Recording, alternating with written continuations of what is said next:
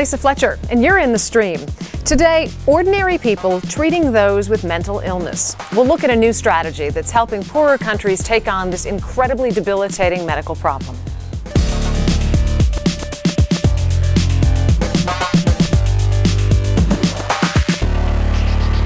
Our digital producer, Malika Bilal, is here looking out for your live feedback. Tweet her using the hashtag AJStream. You know, Malika, I'm sitting here looking at TweetDeck and watching what's coming in, and so many people are bringing up this issue of stigma in terms of treating mental illness. Lisa, that's exactly it. We asked our Stream community if depression and mental health issues were seen as real concerns in their communities, and what they overwhelmingly said was that stigma prevents a discussion from happening.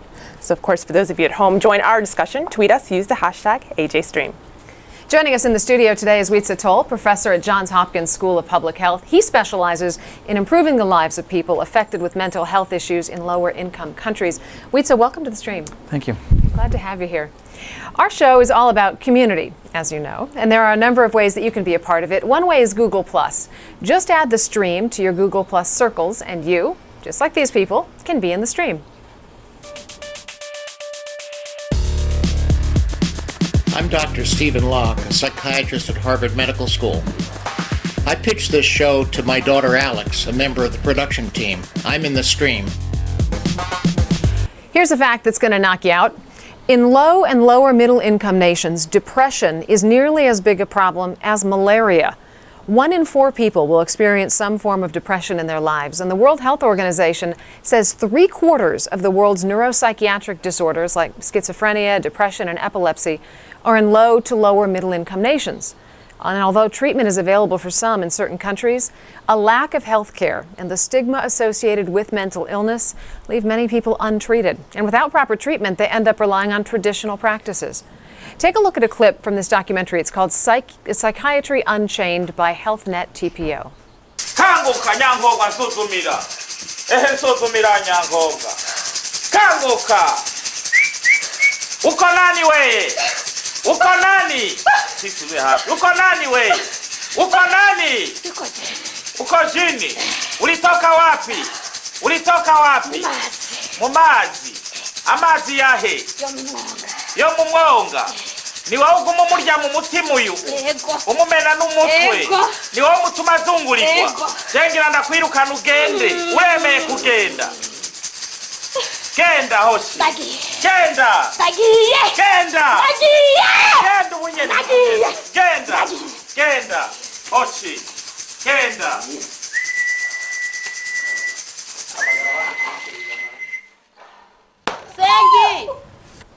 So how do you give people in the developing world access to the needed care? Well, recent evidence shows that something called task shifting, teaching untrained locals in the community to do the basic work of doctors and nurses, is effective and feasible.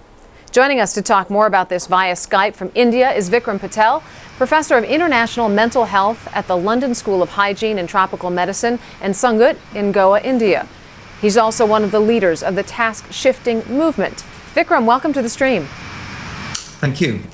So we're going to get to this idea of task shifting in a few minutes, but before we get to that, I want you to really lay out the scope of this problem so people understand it. Well, the problem is quite simple, actually. The problem is one of enormous burden and enormous unmet need of that burden.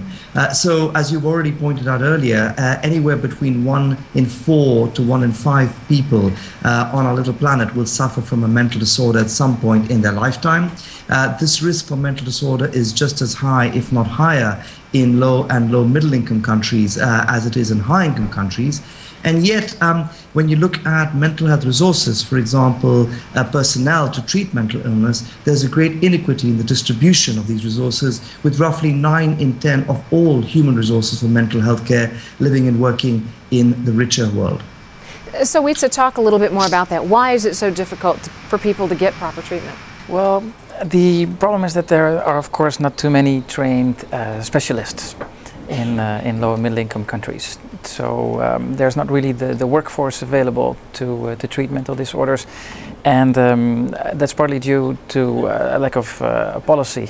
Ministries often don't have a mental health policy in place in low and middle income countries, and the budgets are often extremely small for mental health. So most low income countries have spent less than 1% of their health budgets on mental health. So the money's not there, and then I imagine you're running up against some cultural issues as well?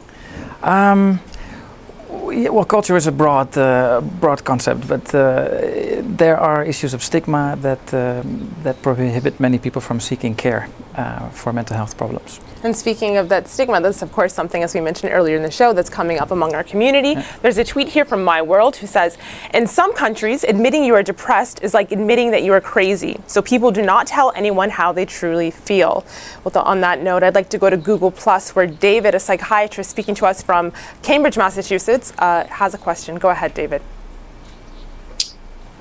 Well, I have a question and a comment. So I'm actually a psychiatrist who works with Partners in Health and our sister organization, Zami La Santé in Haiti. And I first started there in March of 2011, and I spent the last year full-time in the country. And I was warned when I began that stigma would likely be a major problem, and it would keep a lot of our patients from coming to see us. Whereas we saw stigma, I began to think that there were other factors keeping people from getting the care that they need and deserve.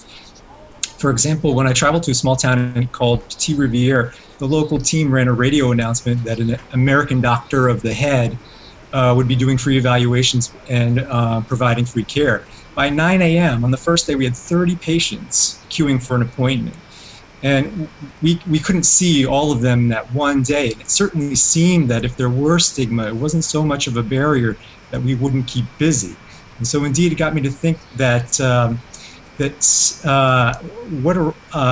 wonder what are all the components of stigma. And I was wondering if access or lack of access and lack of knowledge about mental disorders and the treatments that we could provide and are effective in treating it could be a major determinant of health in these communities.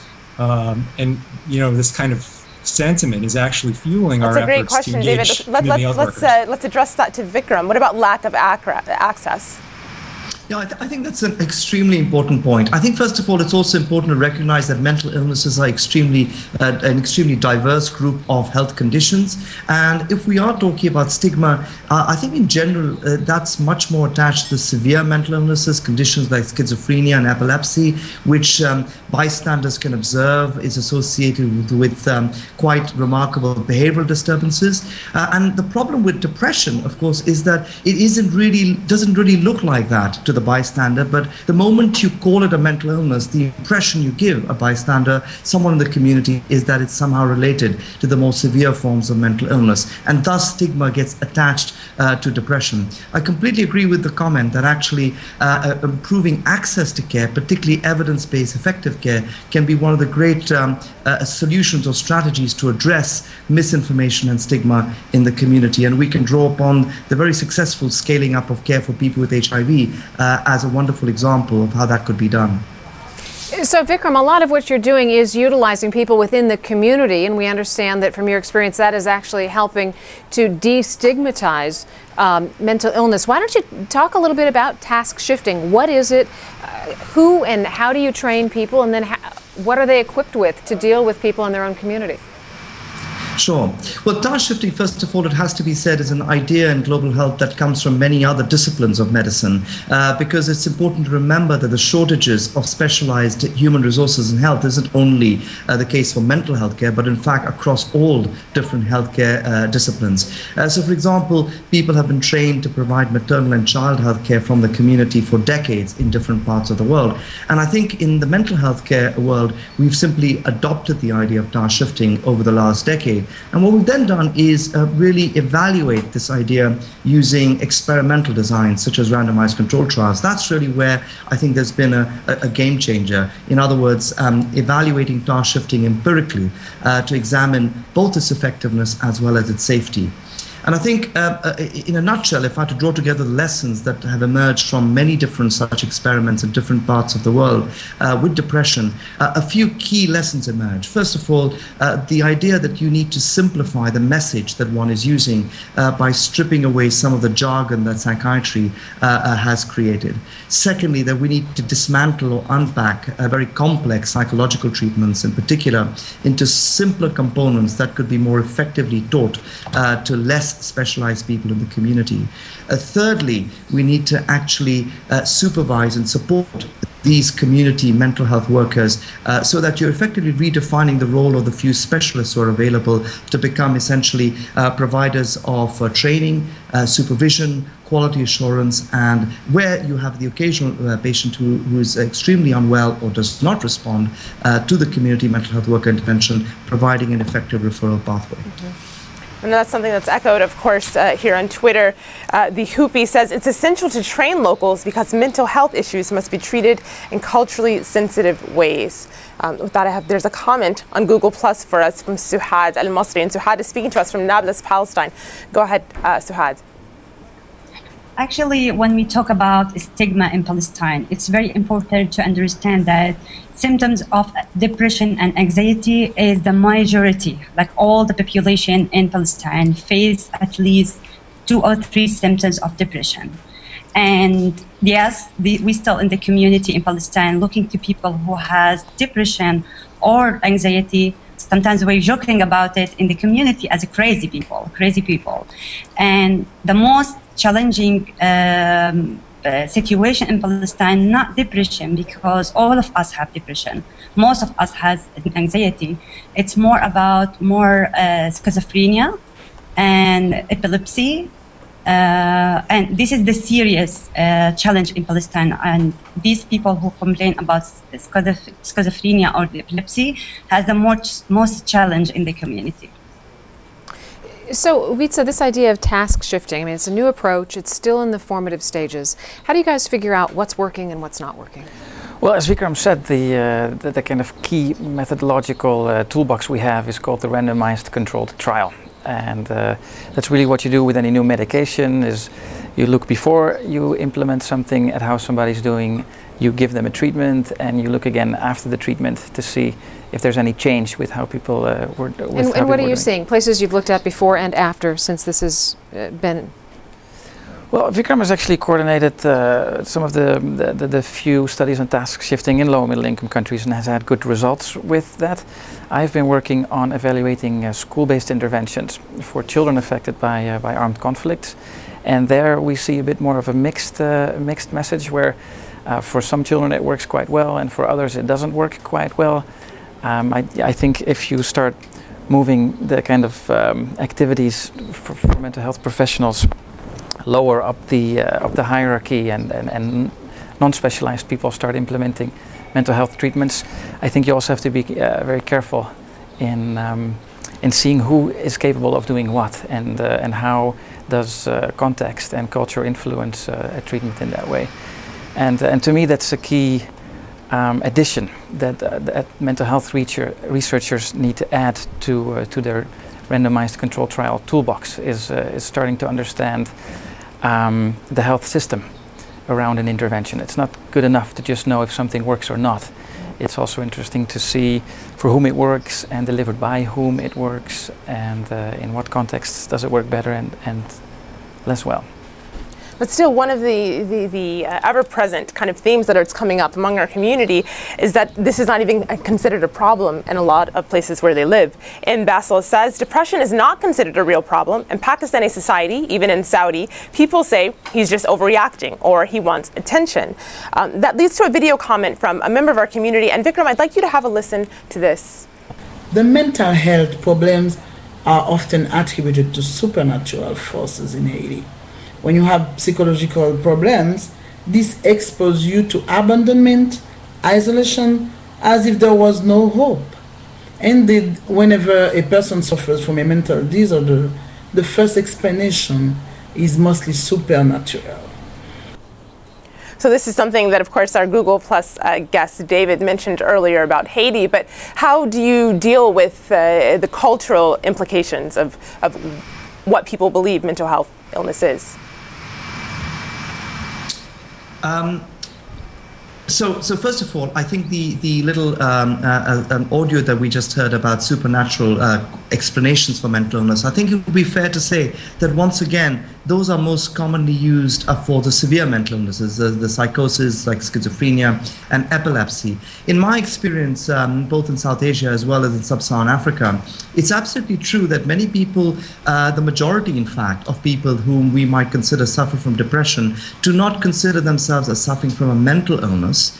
But at the same time, they don't consider themselves in good health either. They do recognize that they're suffering from a health condition, but they conceptualize this in a somewhat different way. Particularly, they conceptualize this as being related to their social circumstances, and they typically will use somatic or physical idioms. For example, I'm very tired. Or they might use emotional idioms that are not exactly the same as depression. For example, in Zimbabwe, the idiom of thinking too much. So I think really the challenge for us approaching this from a very biomedical perspective is how do we bridge the concepts and the constructs that have emerged from really quite a Western biomedical psychiatry and find the bridge with local idioms, local concepts, local ideas about depression, anxiety, so that we can communicate knowledge in a more effective way to local communities. Well, speaking of finding that bridge, Suhad, I'd like to go to you because there's a video comment here that I'd like you to speak on, asking about depression in the Arab world. I have both witnessed and heard of many accounts in which families would hide their children with disabilities from their communities in fear of stigma that it would bring to them. As if this wasn't problematic enough, many in the Arab world view mental disabilities as the result of lack of faith, meaning they believe depression, being bipolar, etc., is the direct result of not being religious enough or having drifted too far from their duties to God. Can you speak a bit about these two extremely problematic outlooks and how you deal with them within the communities that you work with? So, if you could unmute your microphone? Yeah, sorry. Is that question again directed to me? Suhad is going to speak to that, and Vikram, if you'd like to chime in afterwards, go ahead. But Suhad, go ahead. Yes. Yes, in Palestine we face a lot of problem in the beginning when we work with the community. When we visited, we made field visit to families in the villages or in the camps. And some families did not recognize their kids or their clients who has a problem. And even sometimes you ask more questions, and even they deny they exist in their house. And what we are working on it in the community is doing more psychosocial program and awareness about it. So we have more, like for example, in my organization, Tomorrow's Youth Organization, we had a great opportunity to reach out to, in 3 months, 160 women living in a very hard situation in the camps and in the community, and give them like exactly what the symptoms about depression and anxiety and all these mental health symptoms. And also we show them access to these to mental health services in Palestine. And we show, like now we in Ministry of Health, for example, they give treatment, and some people like going and ask for that. It's still not that great in Palestine. We need to work on it more, and it's need more effort. And for your information, like in West Bank, we have just 7 psychiatrists, and it's a huge population, need a lot of help, but we have just 7 psychiatrists. And it's that very issue of maybe not enough psychiatrists per population that I want to bring Frank in here on Google+. Frank, of course, is speaking to us from Nairobi, Kenya. Frank, has that been your experience? Well, Africa is a continent in which we have about 1 psychiatrist to 1 million people. In Kenya, we are lucky. We have 1 psychiatrist to 500,000 people. Yeah. And that is a real serious problem, because it means that we cannot deliver the services we must deliver unless we task shift. It's a serious problem in Africa, all of it. And serious problem all over the world? I would say, yeah. You know, I just got back from Timor-Leste, where I spoke with the only psychiatrist in the country there for a population of 1.2 million. Oh my goodness. And he basically told me, I give everybody I meet my phone number, and it's very easy. There's only one thing to remember. But you know, you can expect a lot of phone calls. So, Wietse, I mean, speaking of this as a global problem, talk about the global consequences. Should depression be left untreated in the manner it is right now? I mean, this enormous trajectory that we're on. What are the global consequences to that? Well, to me, you have in low and middle income countries kind of a double burden. You already have a mental health burden that's untreated, and on top of that, you have a higher chance of experiencing disaster emergency situations, which again, in turn, increase mental health problems. So you're kind of, there's a chance that you get stuck in this mental health poverty gap. People with mental health problems, of course, are not as productive as they would like to be. So if we can actually make a good dent at that mental health burden, I think we can increase the productivity in low and middle income countries quite significantly. Vikram, how difficult is it in terms of getting the word out about depression, getting funding to do what you do? Because like we were talking about before, depression isn't something that you see. It's not, you know, an injury that you can look at and identify and say that person is injured. How hard of a sell is it for you in terms of raising awareness and raising funding?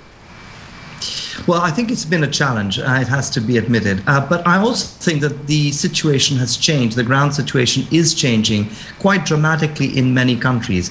My own observation is that as countries have become economically stronger, for example, you know, made the transition from being low income to middle income, then typically the demand for improved access to healthcare for chronic conditions, which include mental health conditions, generally tends to get louder. And when that happens, governments tend to respond. So I think one of the most important drivers of change at the level of government is demand from communities. And I think you do see that happening in countries like India, Brazil, South Africa, and other middle-income countries.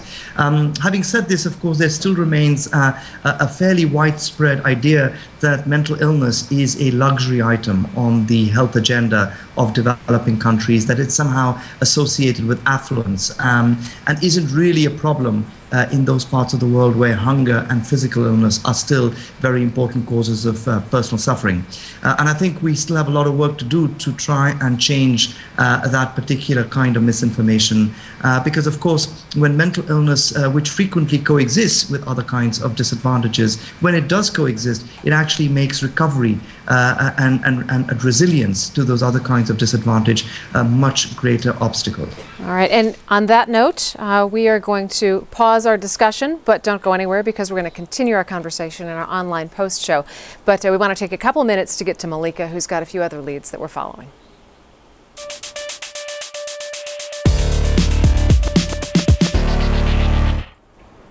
Activists in the United Arab Emirates say police have arrested at least 10 citizens over the past several days.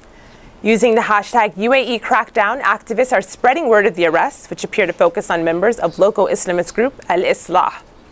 Urgent, tweets UAE7, a Twitter handle used by Emiratis who say they've been stripped of their nationalities without charge or trial. Mr. Ahmed Saif Al-Mutari is detainee number 50 in the UAE crackdown. What is going on in the UAE? While the number of detained varies, officials say those arrested are linked to a foreign group plotting crimes against state security. Rights groups disagree.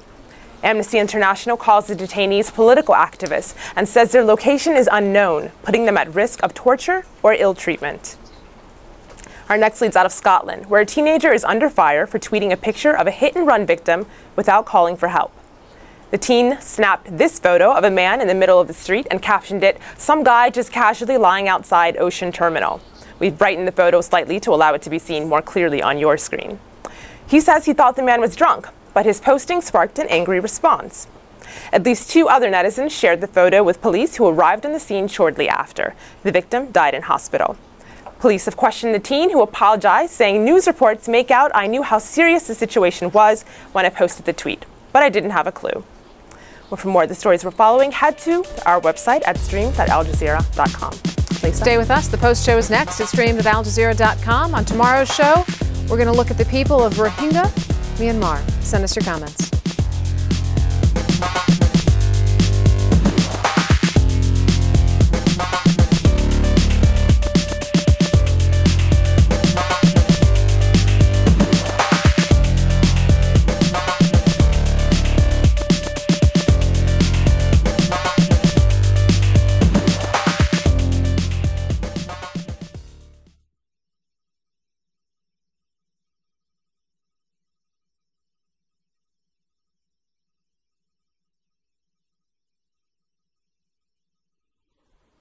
Welcome back to the Post Show for the stream. We're still discussing global mental health care with Professors Vikram Patel in Goa, India, and Witsa Tol here in our studio.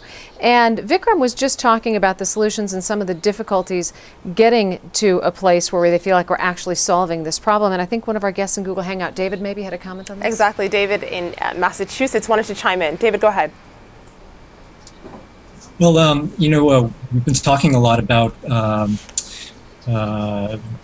addressing PTSD, addressing specific issues that may come up in the setting of a trauma or traumatic event.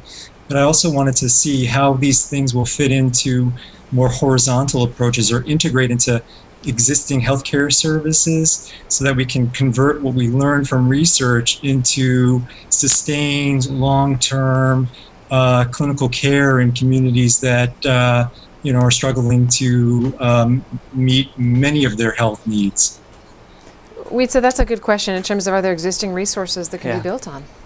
I cannot agree more. I think what David is hinting at is that we, in humanitarian settings especially, need to move beyond a kind of short-term focus on immediate relief for trauma reactions. Because in most middle-income countries, there is not really a mental health system to speak of. So we need to start building those instead of thinking about shorter-term solutions only. And an existing or building a community system is best done by building on local resources. You showed the little video of the traditional healer in Burundi earlier, as a kind of, it seemed a kind of way of how not to do things.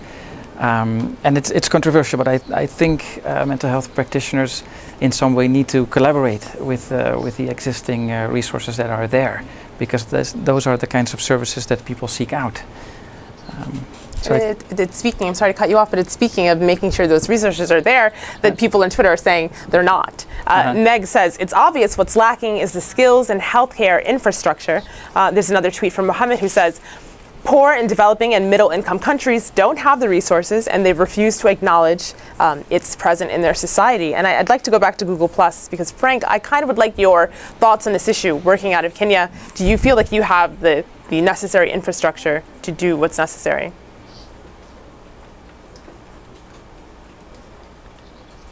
No, we actually do not have the requisite infrastructure. And that is why, for us, we have no choice but to work in the process of task shifting. And in fact, what we are now looking at is the role of media and the social media in terms of just disseminating messages on all mental health issues. So really, social networks are very important and critical for the way we shall deal with these mental health systems. We do that already in the banking system, and I think it will work for mental health as well. Vikram, in terms of what is most urgently needed, what would you say that is? I think at the level of policy, the most urgent need of the hour is acknowledgement of the very large scientific evidence about the burden and the suffering that is the result of mental illness globally. But also equally the very important knowledge base we have about the effective and very importantly cost-effective interventions we have for many mental health conditions. And the final piece of evidence that I think we can add to all of this is the idea that you don't necessarily need to wait to train specialists to actually put into action these evidence-based interventions, but we can begin to use available human resources in all communities, ordinary people, by skilling them up, supporting them in mental health care tasks to try and reduce the treatment gaps. And speaking of those treatment gaps, Suhad, I want to go back to you because there's a question, a video comment left specifically for you. Have a listen. Hello, my name is Fatima from the UK, and my question to tomorrow's youth organisation, Suhad, is considering the economic and the security issues right now in Palestine, what are your realistic plans for treatment of depression among the population? Suhad, go ahead. Actually, it's like in Palestine in general, there is no guarantee. Like your comment is very important. Like that you can treat mental health with like very well treatment and intervention without have security as a basic for any clients. And now we have what we call, like, it's much better than the 8 years ago. We are working so hard to secure people and create hope with them. And this is what our main intervention in the community, all the NGOs and all the government practitioners, social workers, psychologists, try to develop programs to create hope. And creating hope not just with moms who are taking care of the whole families in Palestine and taking care of their husbands and their kids, and they have a huge responsibility. So we are offering them a lot of programs in Palestine to take care of themselves first, and from that they can take care of other people. It's a huge challenge in Palestine. It's not easy. There is no guarantee that we can plan and treat depression until we finish occupation. And for example, 2 days ago, in my neighborhood where I live and where is my work exists, the invasion yesterday, they demolished 2 houses around the area. They shot people. So there is no guarantee that we can do treatment and intervention unless we have security and peaceful life as a human being. It's our right to have the basic, which is security. You know, so we're talking about Palestine here, which is a fairly developed place, but a lot of what we're talking about in our discussion today is much, much less developed. I'm still curious, how do you get that message? I mean, once Vikram was talking about the policy change, once that's in place, how do you get the message to people in these small communities and small villages that, one, they are sick because, as he was saying, they're not even recognizing that this is an illness that can be dealt with, and then two, how do you get the message to them effectively? I think what we said at the beginning of the show is really crucial, that if you can improve accessibility to care, then you can do a lot.